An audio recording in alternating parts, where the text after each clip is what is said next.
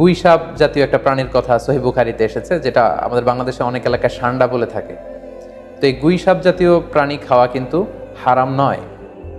আমরা সহিহ বুখারীর বর্ণনায় জেনেছি যে আল্লাহ রাসূল সাল্লাল্লাহু আলাইহি ওয়াসাল্লামের স্ত্রী মাইমুনা রাদিয়াল্লাহু তাআলা আনহার বাসায় আল্লাহ রাসূল সাল্লাল্লাহু আলাইহি ওয়াসাল্লাম সহ অনেক সাহাবারা খেতে বসেছিলেন। সেখানে একটা প্লেটে গুই সাপকে ফ্রাই করে দেওয়া হয়েছিল।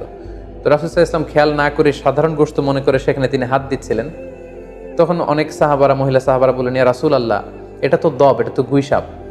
এই কথা শুনে আল্লাহ রাসূল সাল্লাল্লাহু আলাইহি ওয়াসাল্লাম সেখান থেকে হাতটা সরিয়ে নিলেন। তো এই দৃশ্য দেখে খালিদ ইবনে ওয়ালিদ রাদিয়াল্লাহু তাআলা আনহু উনি জিজ্ঞেস করলেন, ইয়া রাসূলুল্লাহ, গুই সাপ খাওয়া কি হারাম? হারামুন আদ-দাব্বু ইয়া রাসূলুল্লাহ, আপনি যে হাত সরিয়ে নিলেন, গুই সাপ খাওয়া কি হারাম? আল্লাহ রাসূল সাল্লাল্লাহু আলাইহি ওয়াসাল্লাম বললেন যে না, গুই সাপ খাওয়া হারাম নয়, তবে আমি এটা খেয়ে অভ্যস্ত নই, আমাদের এলাকাতে এটা পাওয়া যায় না, এজন্য আমি এটা খাচ্ছি না।